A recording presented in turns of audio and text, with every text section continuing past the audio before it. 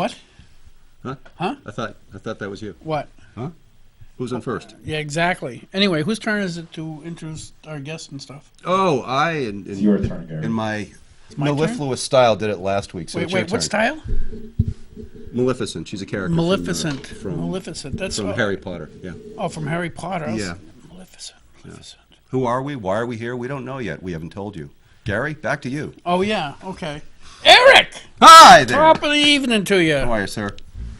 Welcome to Rock, Paper, Hand Grenades. I am Representative Gary Harper, or something similar to that. And this is the Honorable Eric Eastman, the ever so honorable. And today, our guest, we've got a new guest. He's never been on the show that I can remember, but that could be the week before last, actually, in my memory. So, Representative Peter Hansen is from Amherst, the big city, way out west. Way down southwest. Yeah. Southwest of here. And he's here to talk about the rich and aimless not letting people have a boat ramp on Lake Sunapee. I think that's pretty much it. That's pretty much it. But first, there's so much garbage going on, so much BS going on about the shooting down in Florida. I wanted to chime in with my profound insights. I can say they're profound. Yeah, you can say they're profound. I can say that. Okay. Folks, you know we're in trouble when Gary shows up with notes. With profoundicity. Okay, I think that seriously, I think that the issue has different facets. It's a problem that has many facets. Like we before the show, Peter and I were. He said he used to have his guns in the back of his car. I used to take my gun on the bus to school because I was on the shooting team. We had a shooting team at school. So the guns, the instruments of destruction are not really that relevant. They could have used pressure cooker bombs or whatever they wanted to do. So what motivates a child has pushed a child to get to the point where they feel it's compelled to do this. And this is my theory. I think one variable is that kids today are taught in the theory of evolution. And if you follow that to its natural progression, the theory of evolution is there was nothing, and out of some freak accident, everything, and out of everything there was this one orb that was circling the sun, and over time cooled down, and it just happened to be exactly the right distance. It was not only exactly at the right distance, it was rotating at exactly the right rate so that it never heated up too much in one spot. It's almost like a spigot going around the sun. So it just happened to be exactly in the right location for life to be created there. Life was an inadvertent accident, chemical reaction, maybe electricity or lightning had something to do with it, and the first life was created, and over millions of years and millions of inadvertent events, humankind started walking on the earth, and over more coincidental, freakish accidents, Homo sapiens were evolved out of that single-cell creature millions and millions of years ago. A completely random event. All random events, just a coincidence. Okay. If you're a child raised in a situation and you're depressed, you could look at that particular piece of information and conclude that we are no better or worse than any other parasite on the planet. And if you follow the logic of the science in school today, not only are you a parasite on the planet, you are destroying that host that you were born on. So that's one variable, hopelessness, no point. You have no point in your life. 2, 40% of the boys in the United States of America are raised without a biological role model in the home. Most girls are, 90-something%, but 40% of boys are raised without a biological role model in the home.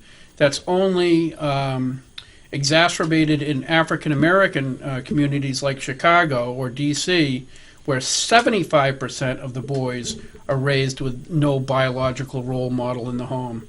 That's risen from the 60s in D.C. Only 25% of the kids were raised that way. Now it's 75%. And the rest of the society, it was like 90% of us growing up had our role model, our dad, in the home. That is no longer the case. So when a boy is looking up to somebody for guidance, they're not there, and mom doesn't do. 3, we had Professor Smith from UNH on the show. I don't know, when it was Matt and I had him on, I don't know, about 4 years ago, talking about mass shootings. And he reluctantly admitted that one of the commonalities between all the mass shootings is 75% of them either, and he was reluctant. He didn't want to talk about this, but I kind of nailed him down on it. But over 75% of the kids involved in mass shootings either were or are on psychotropic drugs. That's a high percentage. It's a huge percentage. That's huge. And if you look at the psychotropic drugs, one of the warnings always is suicidal ideations. I'm sorry. All right. Well, if you have a tendency to want to commit suicide on a drug, it only stands to reason that some people want to do homicide on a drug, because it's basically a different side of the coin. I believe the 4th variable, and this is a big one that is easily controlled, is every boy, I think all of us would agree that most boys desire to be superheroes. That's why there's so many superhero movies. That's why one of my favorite movies growing up was King Arthur, knight in shining armor. Man from La Mancha was an entire play built around the desire to fight dragons, and it's just a predominantly male trait that we have this desire to be heroes or to do something profound in our lives. And especially at a young age, and a teenager, that's even heightened because they're still not that close to reality yet. And the flip side of that is to be a supervillain. Well, any child, teenager that shoots up a school in today's society becomes a supervillain. They are all over the media, all over the world. Everybody knows their name, what they look like, what they did. They become a supervillain in a matter of just a few minutes with a few guns. And I think the fact that the national press, Fox News, ABC, it doesn't matter which one, publicizes this kid's face, his name, is profoundly irresponsible. You should not know what that kid looks like or his name. The only people you should know about or hear about are the heroes on the scene that help people out and save them.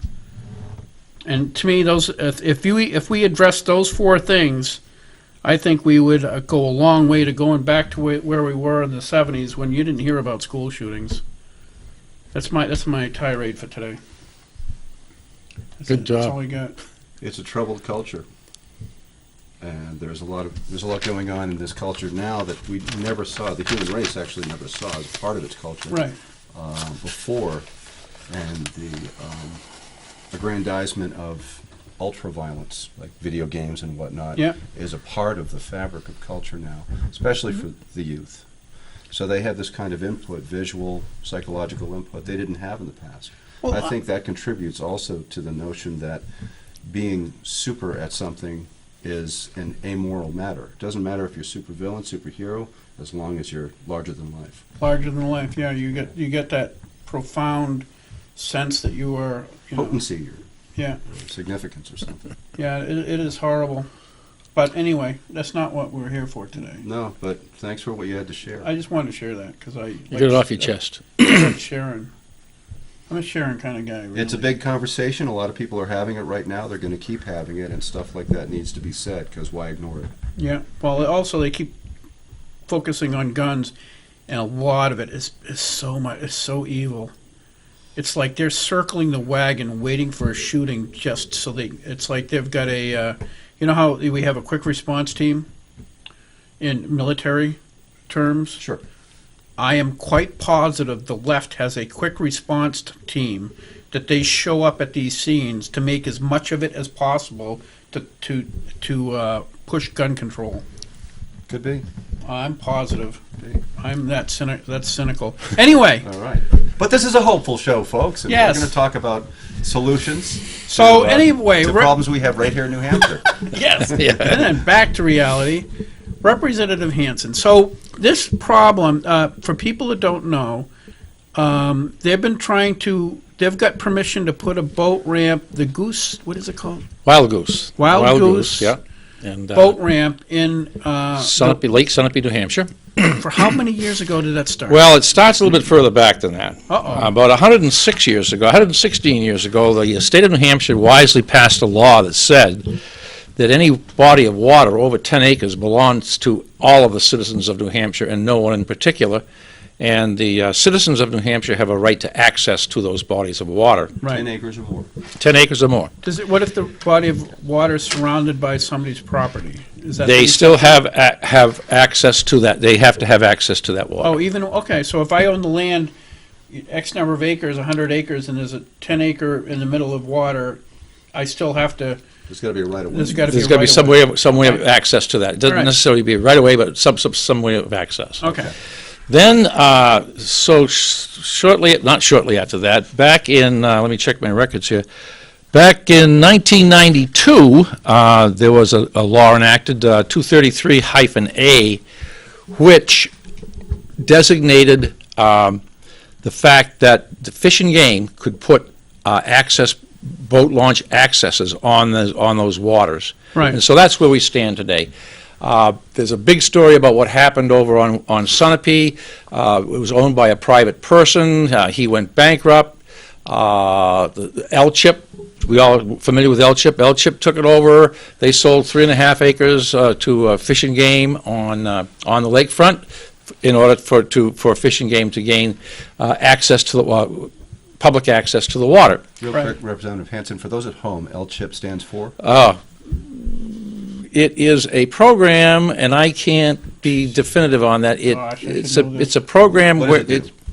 it's land conservation, something preservation. So it's a conservation program within the state of New Hampshire. It's a set of protocols that they got to follow.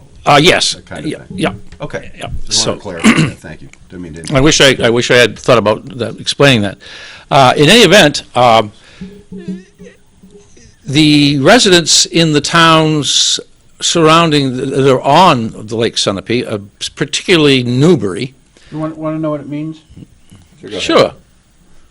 New Hampshire Community Heritage Investment Program. There you are. Where's the L? Land. Oh, Land. land and commu. I'm sorry, Land and community my eyes heritage. are not very Yeah. good. Land and Community Heritage Investment Program. Right. L-CHIP. Right. Okay. Yeah. It's Sorry. the provisions of L-CHIP that we're talking about here. Yeah, exactly. So anyway, the developer went bust, and eventually the land became up for sale, and L-Chip got a hold of it, Sure. and sold some land to Fish and Game. Fish and Game came out and developed a program to put a boat launch on that land. They spent just in dollars, about $500,000 on developing this program.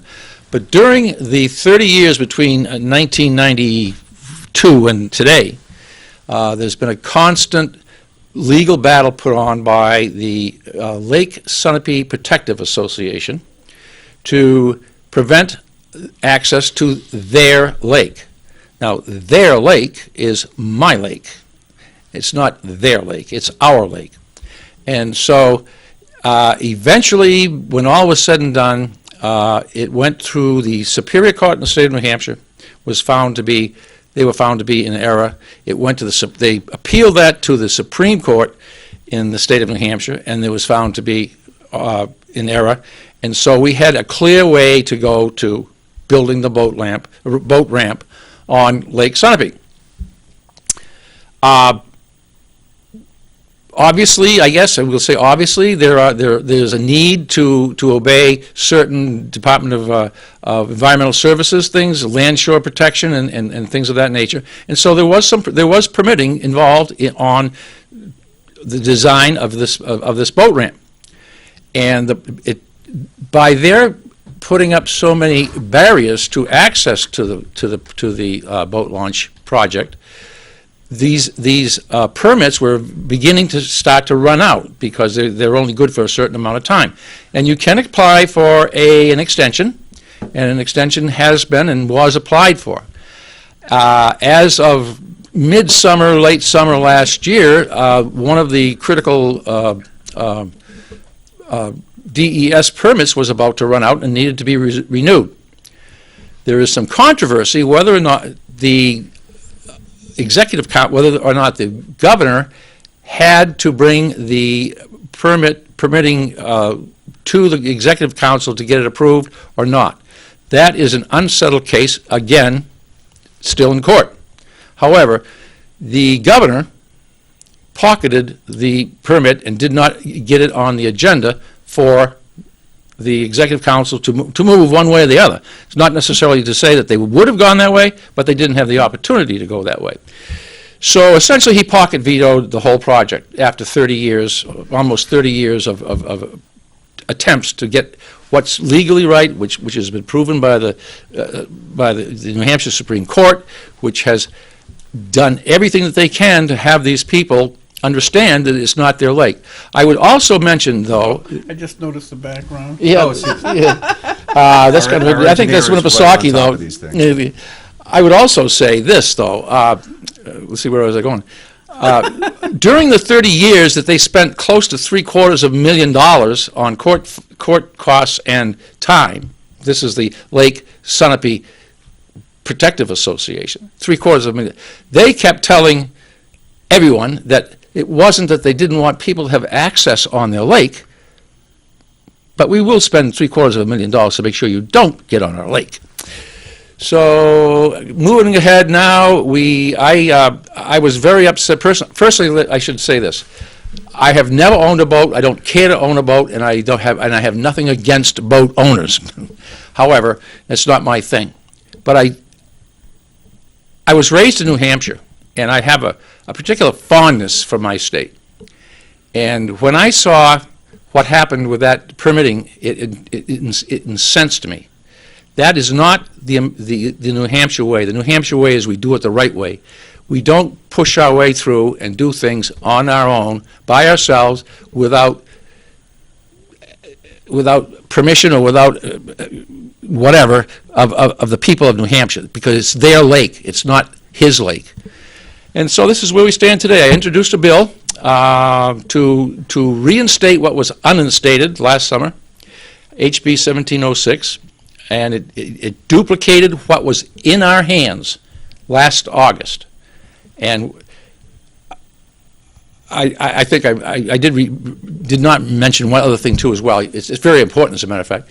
The Senate also, in a committee of conference, which may not be familiar to our listeners, rejected the financing for the boat ramp. The ironic part about that is the funding is all non-general fund funds. 25% of the funding comes from boat user fees. No objections from the boat users. Collected at the municipal level? Connected when you register your boat to run it, to do your boat in New Hampshire. At the state level? At the state level, that's correct. 75% of that funding is coming from the federal government. And that may raise some hairs in some people's minds, but that 75% is the return of monies taken from us by the federal government. When we buy boats, there's a tax. When we buy fishing gear, there's a tax. When we buy fishing poles, there's a tax. But it's taxed at the manufacturer's level, at a level above the consumer level. And the feds collect that. In addition to that, when you buy fuel for your motorboat, you're paying road tax or federal taxes on that. The federal taxes don't apply to motorboats. So you have a rebate coming back to you if you so wish to file for it.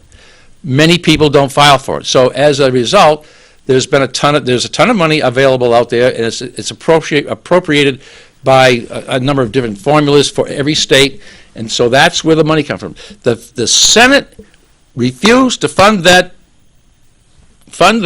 project without it costing are sent to the people of New Hampshire, with the possible exception, if you want to get nitty-gritty, of the cost of bundling that bond with any number of other bonds from other state agencies into a bundle and to be sent to the financial community. This took place in a committee of conference, correct? That is correct. Okay. Yes. For our watchers and listeners out there, committee of conference is when the Senate and the House, both lawmaking bodies, separate lawmaking bodies in the state, get together at the end of their annual session to work out some of the stuff that they weren't able to get through both houses that required mutual attention, we'll just say. And so they get together, and there are various members from each body that sit down in a big room, and they work out some of these more complex issues. That's why they call it a committee of conference. So yeah, and just to add to that, I mean, if a committee of conference does not come to an agreement, then whatever it is they're talking about is dead. So it's not infrequently that a member who has a certain amount of issues with a particular item in the committee of conference will be replaced by someone else who has a more congenial thought about what's going on at the time. So my question is, I had heard this, and I don't know, that people who run for Senate up in that area get a lot of money from, what was that group called?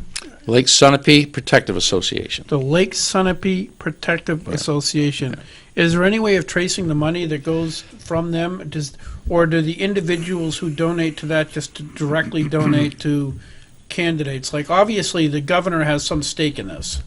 Apparently he does. Yes. Now, how big a stake it's leaves. He didn't do it for the people. There's no way that he said, wow, I really love the people of New Hampshire, but the one thing they don't want is to have their boats on Lake Sunapee. Right. So obviously his decision was based on a microscopic chunk of the population. And I was told that a huge percentage of the people that run this group aren't even from New Hampshire. I don't know about the people that run it. I can tell you this. I did some homework, and there are 3 towns that have lakeshore property on Lake Sunapee. Yeah. Of the about 1,000 pieces of property on the lake, Yeah. 55% of the property taxes on lakefront property in those towns, 55% Right. are sent out of state. No kidding. So people possibly from Massachusetts are preventing people from New Hampshire using their own lake. That's about what it amounts to. So this is an example of elitism using legal loopholes and Yes. financing routes in order to ensure that they gain control over this piece of It is. geography. It's interesting to note, too, I mean, just to add some more fuel to our fire, back in the, see if I can find the piece of paper here, but back some time ago, there are people in the House today who at one time signed off on it being the best thing since sliced bread when they were a selectman in the town, one of the towns, and in support of this. Support of which? Of the boat ramp. Okay. Of the boat ramp. Having common access to the lake. Yes, and not really. And they have no argument. They have there's no argument about them. The only reason why they keep telling us that we're welcome is because if they didn't, they'd be breaking the law. The law says we're welcome. Then they have nothing to say about that. So they're saying one thing, but they're power brokering towards another goal. Precisely. Right. Precisely. So back in December of 18th, shortly after the Supreme Court, the New Hampshire Supreme Court said, no, no, no. The Lake Sunapee Board of Directors said the following, and I quote, concluded there are no further legal actions to be taken, end quote. However, and I paraphrase, the board agreed there may be alternative avenues to explore. Now, my question is, if they're not legal, what are they? Da, da, da, da, Well, that begs the question da, of why da. this ended up in the hands of the Executive Council to begin with if the Supreme Court had already made a decision. The reason it was going to the Executive Council was for the permitting. It was not for, it was for the permitting. All the Supreme Court said was, New Hampshire residents have a right to a boat launch on Lake Sunapee, and there's nothing wrong with the one that's here, assuming Sure. that all the permitting is acceptable. Okay, so maybe that's their alternate avenue, is playing with the permitting. If you don't put the permitting up in front to be renewed, you don't get the boat access. Wow. What a scam. It feels like one. I mean, Oh, yeah. I don't want to necessarily be declarative. Oh, yeah, I but, will. You know, I But it raises a lot of questions. I mean, it smells like a cinnamon roll. It must be a cinnamon roll. if it quacks like a goose, well, did I say that? Yeah, pretty much. It must be a duck. Yeah, if it quacks like a goose, it must be a duck. So that's where we stand. The bill was heard yesterday. It was defeated in the House, 19-2, In the committee. in the committee, 19-2. 19-2. Not- That's yeah, overwhelming. That's overwhelming, and especially when some of us who are in the House understand that we are the majority party. The Speaker of the House was in favor of the project, and, well, what more can I say? I mean, What does the bill say? What's its summary? the bill says we are going to appropriate $1,075,000 for the construction of a boat ramp, and the plans are all laid out. I mean, there's pictures of it and so on and so forth. And we're going to bond it initially, but the bond is going to be paid by the 25% and the 75% I spoke about Sure. in the past. And so there is no general fund money being spent for this boat ramp. Was there a fiscal note attached? There was not, because it's a bond. Ah, yes. Okay, Yes, yes, yes. okay. Yep. And it was defeated? I have a copy of the bill here, and it. What's the number, by the way? 1706. So, anyway, if you're listening to this, you can contact your state legislator and ask them to support ought to pass on House Bill 1706. And I'm pretty sure that I'm going to pull it off consent, another word It for was your. on consent? No. Oh, yeah, well, 19-2, 19-2. I get it. which you may want to explain, too. Committees, typically, committees in the House are populated by about 20 members, typically, give or take one or two. So a 19-2 split usually represents the full membership of the committee having voted, and that's the result in this case. Which committee, by the way? This one went to Public Works. Public Works. Okay. And there's roughly 20 committees, am I correct? 22. 22. 22 standing committees. In the New Hampshire House. And so if you're a member of the committee, and typically it's in response to something that's a slam dunk. And if you have a slam dunk, I think we had a bill, is it well intended?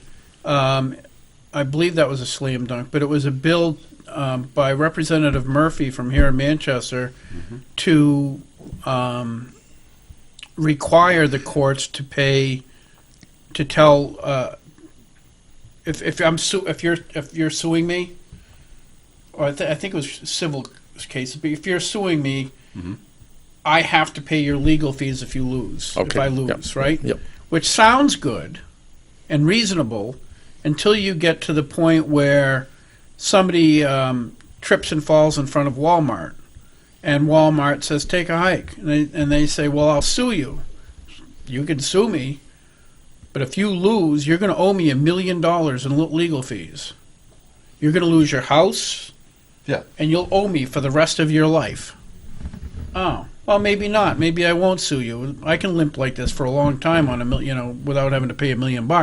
So it would completely disenfranchise most of the people in the state that don't have hundreds of thousands of dollars sitting around in case they want to sue somebody. So anyway, But the idea behind that, just to interrupt, was to stop frivolous suits. Correct. I tripped on the sidewalk and I'm going to sue you for $1 million, and I didn't at all. And so, Right, I but get your that. point is clear. Your point is Right. clear. right, and there was already a judge can already require you to pay legal fees for frivolous lawsuits. Whether or not they do it enough or not, I don't know. So the unintended consequence of that attempt to disincentivize frivolous lawsuits was that it disincentivizes lawsuits in a Real lawsuits. that aren't frivolous. Exactly. When Because you somebody can't has a win. lot on Right, the line. exactly. Right, Yep. because you can't win all the time. Right, no. Right. So anyway, so that was a kind of a slam dunk in judiciary today, and I think, and because it was a slam dunk, because there really wasn't any really good argument in favor of it, and I think it was like 17-1 or whatever, it went on consent calendar, and the consent calendar is a list of bills like that are really simple, or typically simple, or so complicated nobody wants to deal with it. But anyway, one way or the other, the committee was almost unanimous and voted on it. They put it on the consent calendar, and there might be 30 or 40 bills on the consent calendar, and those bills are voted on at the beginning of like tomorrow will be in the session. Yep. Yeah. Yep. And one of the first votes you will vote for is for or against the consent calendar. And then all of those, that clump of bills goes away all at once. And that is unless somebody pulls it off like in the case of your bill, any legislator has the right to pull any bill off the consent calendar. Even if it's not his Even or if hers. it's not his or hers. And so hopefully Okay. you're going to take that, if it is on consent, take it off consent, and at least let the people hear it. Let the people hear it and let the House vote. Yeah, let the chips fall where they may, but, not an individual, but the House. right. Yeah. That way it gets heard in general session. Yes. And instead of 20 people hearing Right. about it, 400 Right. people are hearing about it. Yeah. Yeah. And I think, if you don't mind me bringing this point up too, I think we're talking about 116 years of law, we're talking about 30 years of law, we're talking about Supreme Court decisions, we're talking about all sorts of decisions and all sorts of machinations going on here. And maybe I'm going to step in it when I say this, but this certainly hasn't gotten the press that it deserves. And I'm not saying that because it's my bill or it's my journey. I'm saying this because the people of New Hampshire are being stiffed by a very few people, less than 1,000 we know, that don't want to allow us access to that lake. Stiffed. That's strong language. We don't usually allow strong language on this show, do we? Hoodwinked. That word's okay. That It looks like a stiff drink you have there. yes, it's actually hydrogen and oxygen. Oh, they hoodwinked you. Yes. No, I actually had coffee earlier. So what, okay, so you're going to make this quixotic, hopefully not quixotic, hopefully successful, attempt to get the general session to hear and understand the merits of what you're trying to accomplish here. That's true. And the one piece that I have left out until last is the fact that in an attempt to placate those of us who wanted that boat ramp where it's planned to be, appointed a commission. I think it's fair to say it's a stacked commission. No. And the commission is going to come up with a alternative site for the boat ramp. The only other currently available site on Lake Sunapee right at the moment is the State Beach. The State Beach is run by the Department of Resources and Economic Development. They have a new name now. I forget what it is. And that is one of their most profitable ventures in the state. And that venture also supports other non-profitable ventures throughout the state. So they have Is the State Beach the one right as you go? right across the street from the ski tow. Oh. 103. Oh, I thought it was okay. I thought it was the beach where there's an ice cream stand across the street, and Oh no, this is a big state beach. This Oh, really? That's huge. Yeah. Oh, I I didn't mean, when know. I say huge, it's are you familiar with? Well, almost like the beach at your town, in your town, probably bigger. I would hope so. Absolutely. Our town's pretty small. Yeah. Let's say it's 4 times as big, 4 or 5 Yeah. times as big. Yeah. It pulls in about $50,000 a year in Wow. stuff. See, So this is how we talk about topographical locations in New Hampshire, folks. Make note, we don't say what exit. We say across from the ice cream stand. Bear that in mind. We're very proud of this. Yes. Or the ski tow. Or the ski tow. Sunapee ski area. So it's like right at that rotisserie? Right in the big rotary. The rotisserie cooks the goose. So it's across from the chicken farm. The rotisserie cooks the goose. The rotary helps us get around.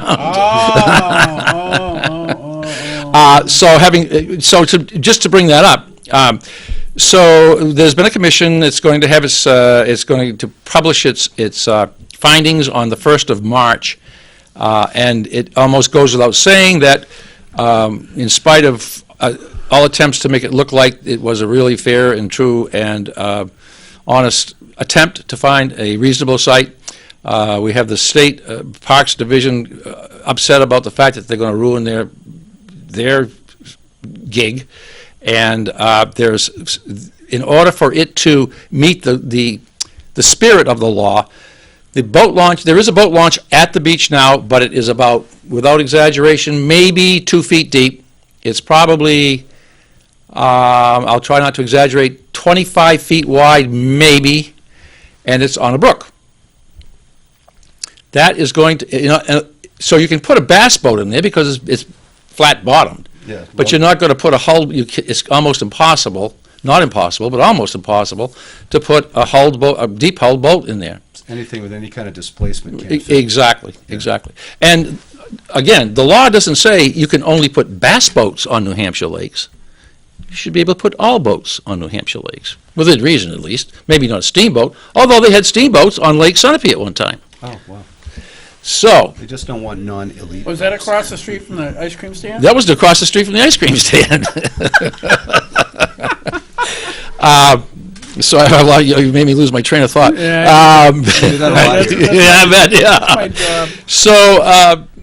So we have this report coming out. The brook, which was probably going to have to be dredged in order to meet the spirit of the law, is going to have to be dredged. Well, that brook is the main tributary for smelt. Smelt are the main forage foods for all the game fish in the lake. So apparently, from an old timer that was at some of our hearings, he can remember when they dredged that once before and drove all the smelt out of the lake, and the Fish and Game had to come back in and restock the smelt so that they could have fishing back on Lake Sunapee again. You kill the ecosystem if you do that. Exactly. So Wow. there's a lot of different issues going on So here. they have an Irish name for that, What's that? Shenanigans. Yes, A lot of they do. shenanigans.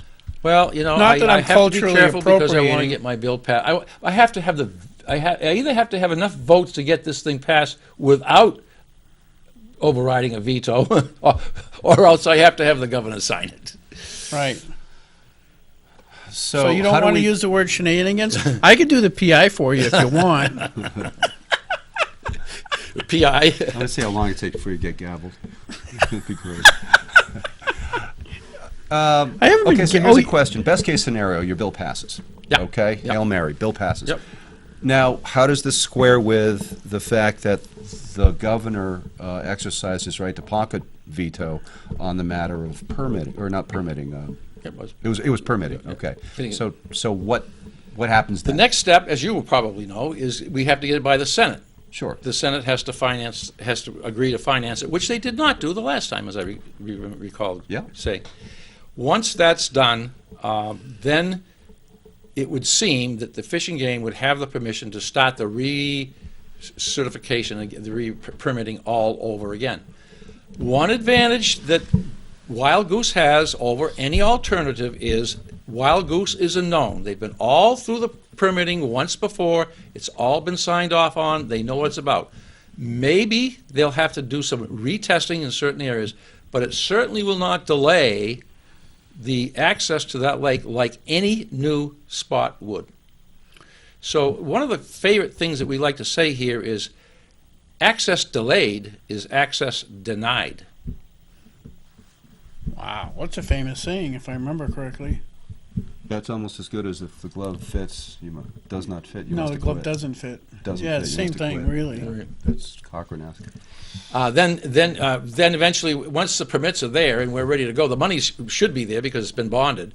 Once the money is there, once the permits are there, then it theoretically, and the governor either doesn't sign it or lets it become law because of maybe that's the way we can prove to the people.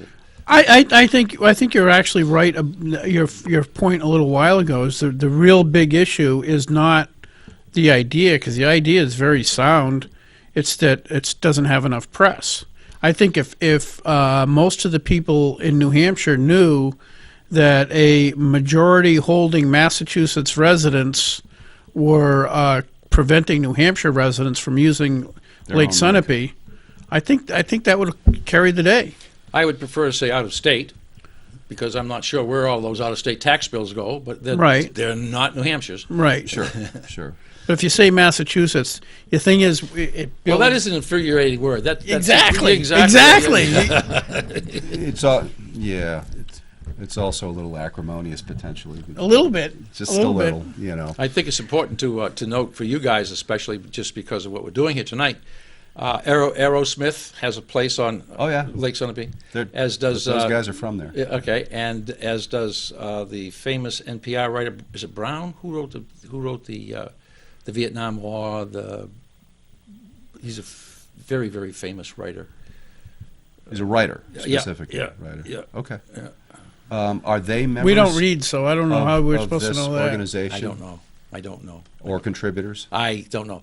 I'd be very curious. I would You be asked about shocked. contributing. We can go. We can go to the filings of you or I or Sure. anybody else, and if it's over a certain amount of money, that has to be recorded with the state. Yeah, we should find that So out. it's public Send- information. There's public information with Who's contributing? with the Secretary of State. We should find that out. And the name of that organization again? That's Lake pushing Sunapee Protective Association. Protective Doesn't Association. it sound nice? Well, of course it does. It's got great connotations. We are the world, after all. We are the world. You know, Yes. So I'll Yes. join hands and keep the rabble off our lake. I'm sorry, I may have stepped We too can't far let there, peasants Well, I don't on think Lake so, because Sunapee. they've been heard to say that. Oh, really? I mean, I don't want to tar and feather an organization that I don't know enough about. Oh, I don't mind But, doing that myself. I know, which is, you've got me to cover you. Yeah. So, okay, people who are concerned about this, who are hearing about this for the first time. Yep. What would you recommend? I think that what we need to do, and I started a little bit of well, actually quite a bit. Let me just say this before I go into that. We have the city of Claremont, we have the Sullivan County County Board, all in favor of this project, in writing, ready to go. I hope that the governor can afford maybe to lose a lot of those votes. I'm not sure he can. But getting back to what you're saying, they need to write to their senators, and they need to write to their, or email, or phone even, and bug the snot out of these people and tell them what they want. We need to get going on this. Now, I will say this, during the hearings, I heard a committee member said to me, we have been bugged to death by the opponents of this project. We have not heard very much from your side of it. See, that's one of the flaws with today's system.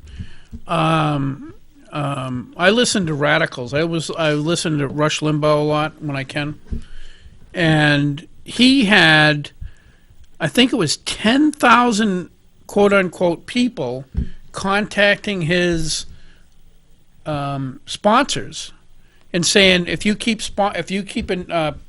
paying his bills, we're not going to buy your product anymore, right? Yep. 10,000. Yep. Constantly bugging them to stop sponsoring Rush Limbaugh. Well, Rush didn't want to rush into it like this guy. He's careful and stuff. Not me. Mm-hmm. He didn't want to rush into it, so he has a guy that is an IT guy and investigate it. That 10,000 people was 5 guys, and I think 4 of them were professors from California who had figured out how to game the system to make themselves look like 10,000 people. Sure. So just because you get 10,000 letters on anything or emails, as a legislator, I just kind of ignore it. Hackers call that phone freaking. Phone freaking. Phone freaking. There's some serious phone freaking, and so just because they're getting all kinds of messages, that shouldn't influence their vote. The only thing that should influence your vote, one way or the other, is A, if they're constituents, because that is true, okay, and truth. Well, Truth. let me just say this. We've all taken an oath of office, Yep. and as much as we adore our constituents, and we all do, Wow, some of them are pretty jerks. Well, don't say all of them. But. the oath of office Want doesn't a say list? we're I'll give you a- going I'll give you a to list of uphold the the ones that laws of our don't. constituents. The oath of office says we're going to uphold the laws of the state of New Hampshire. And the For the Constitution. benefit, and the Constitution. For the benefit of everybody. Right. Not just the constituents of Amherst or the constituents of Newbury. Right. Yeah. So, yeah, I mean, I understand what you're saying, and it's true to a point, I think, but I think that point can be carried too far as well. Yes. Yeah. I mean, I've said, we were talking about gun issues earlier, and somebody said, you're supposed to support your constituents. I said, okay, well, if something happens in Ware, New Hampshire, like they thought it might. Where? What? And 1,000 people in Ware come out and demonstrate against me because I'm pro-Second Amendment, I'm not going to change my vote because the only thing I swear to uphold is the Constitution. Yes. Yep. I don't swear to uphold the desires of my constituents, only the Constitution, not the Republican Party, nothing else. That's the only thing I swear to uphold is the Constitution. So, if they throw rocks at me or tomatoes, do they have to be rotten tomatoes? Can they use like fresh tomatoes, or would that hurt more? That would hurt more. But Fresh tomatoes would hurt more, but rotten Yeah. tomatoes are more graphic. So they smell worse. yeah, Yeah. yeah, it makes a point. Right. Raw eggs, I guess it doesn't matter with the raw or rotten or. When it comes to one's constituents, what you're pledging to do, if elected, is to honor the will of that majority that elected you. And the will of that majority voted oftentimes for a party or its platform, and not necessarily for a person. True. But those that did vote for you voted for you because perhaps they know you or they've met you, and they like your attitude and they like your commitment. And so when taking that oath, remaining mindful of honoring those people who, in a majority, put you there. It's also important for them to remember that you're there to uphold the Constitution Correct. of the state in which they live. Correct. So, hey, we have an incoming call. Uh-oh. I didn't do it and you can't prove it. Yeah, but we're going to wait on it. We're going to No, it's all right. Wait Go ahead, until it's go, ready to go. rock and roll? Let's go. Okay. Rock and roll. we're going to bring our caller. I got it. You got He's it? got it. Terrific. Jeez. I'm trying to find what senators are up there that would be. Why would a senator? Well, the head of the committee that shot the bill down the last time was my senator, Senator Gary Daniels from Milford. Mm-hmm. Why? He was head of the finance at the time, and not to say that he did it all by himself, because it did go to the committee of conference. But Sure. he was the lead in the CSC. No. And they shot it down. And they shot. Yeah. Well, yeah, they couldn't come. They actually replaced someone that would not agree with them, and so in order to get the issue, the bill was the bill passed, the person who didn't want to cave in agreed to be taken off the committee, and they let somebody else come on the committee that would agree to allow the committee of conference. Mini gerrymandering. Well, yeah, I mean, it happens. I mean, it happens does happen. more frequently than they would probably like, because that tends to take away our right to really stick up for what we really believe in. A right of dissent. Right of dissent. Yeah. We're ready for the call? Yeah, Yeah. absolutely. If you'd like to Can't go wait. with that. And we're going to be bringing Roland into our studio. Roland, good evening. You're on Rock, Paper, Hand Grenades. We appreciate your joining us. What you got on your mind? Oh, hi. I just wanted to know, like, if I was sitting in Concord, and one of these people that vote on different things. Well, here are 3 different things that I would vote, either for or against. One is, I think they're talking about getting rid of plastic bags in New Hampshire. Is that true? I don't know. I don't know either. Entirely, Roland, getting rid of plastic bags? Yeah. I think that was in Portsmouth they were doing that. I don't think that's a state one, Roland. Oh, that's Portsmouth? I believe so. Isn't that a good idea? I mean, you find them hanging on trees, you find them in the rivers, you find them everywhere. And in alleys. What do you think about that, getting rid of plastic? Well, if you do that, then all of a sudden you got to kill a lot more trees. You're defaulting to paper bags or relying on everybody else to have the initiative to bring cloth ones to the store. Cloth ones aren't really that good because they actually, unless you clean them really good, all of a sudden you've still got juice from some meat that's in your bag, and it contaminates other foods, and they're not really a panacea either. Is that like a panacea? Traumatic childhood memory? What else? What else? Roland, we appreciate that note of concern. We'll give that some thought. What else is on your mind? Yeah. Roland? You still with us, Roland? Looks like we've lost the call. What? I guess you got to hang up. Yeah, I don't know if Roland has left the call, but... Roland has left the building. We don't seem to hear him anymore. Roland, you there? He's not there anymore. Okay. Well, it wasn't germane necessarily to boat ramps. No. Press the green button again. You got it. Thank you. Thank you very much. That is the voice of God. Sounds like outside it. the studio. That is our voice of God. Oh, jeez. That's right. Yeah. But it was an environmental concern, so Yeah. thanks to Roland for raising that issue. Absolutely. Sure. Absolutely. That's the voice of a constituent. That's exactly right. There we go. Yep. So what people can do is contact their legislators. Yes. Let their please. voice be heard. The Right. media is not helping. All right. Yep. And maybe equalize the discussion a little bit from... Yeah, let's smooth it out and even it out so that we have an honest discussion rather than a less than balanced discussion, I think would be a way to put it. Sure. Yeah, I know Ruth Ward is the senator that has a lot of that district. I got to talk to her because I don't know where she stands on this, but I was under the impression the last senator from that area got a boatload, get it, boatload, I see what you did there. of money from the I got to write that. He's wicked good.